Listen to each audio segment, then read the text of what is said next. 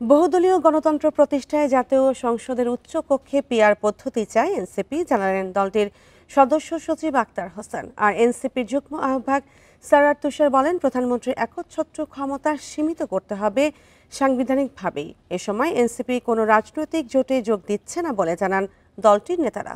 Bundle থাকলে প্রতি সেনমানিতে টাকা বাঁচবে। বিকাশ সেনমানি বান্ডেল কিনে জিতুন প্রতি লেনদেনে।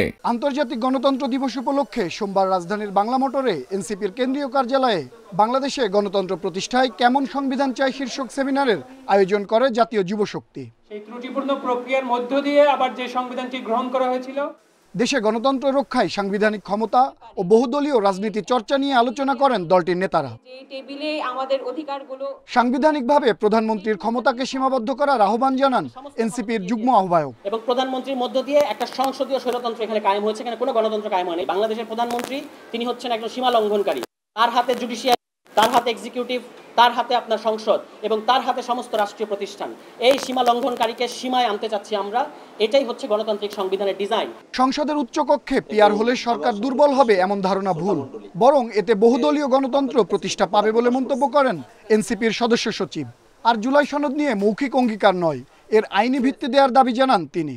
আমরা উচ্চকক্ষ চেয়েছি এই কারণে, যাতে করে একটা বহুদলীয় গণতান্ত্রিক ব্যবস্থাকে আমরা শক্তিশালীভাবে দেশকে উপহার দিতে পারি। ঐক্যবদ্ধ কমিশন সিদ্ধান্ত জানিয়ে দিয়েছে যে উচ্চকক্ষে পিআর হবে।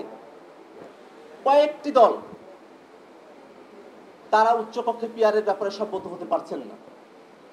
তারা মনে করেন যে উচ্চকক্ষে পিআর হলে বলে বেরোন যে সরকার দুর্বল হবে। এনসিপি কোনো যুগপৎ আন্দোলন কিংবা রাজনৈতিক জোটে যাচ্ছে না বলে আবারও জানিয়ে দিলেন দলটির নেতারা। সেটা কি কোনোভাবে মানুষের সামনে তো গ্রহণযোগ্যতা পায়? আনোয়ার সাদাত নূর, ইন্ডিপেন্ডেন্ট নিউজ, ঢাকা। যেটা আমরা দেখি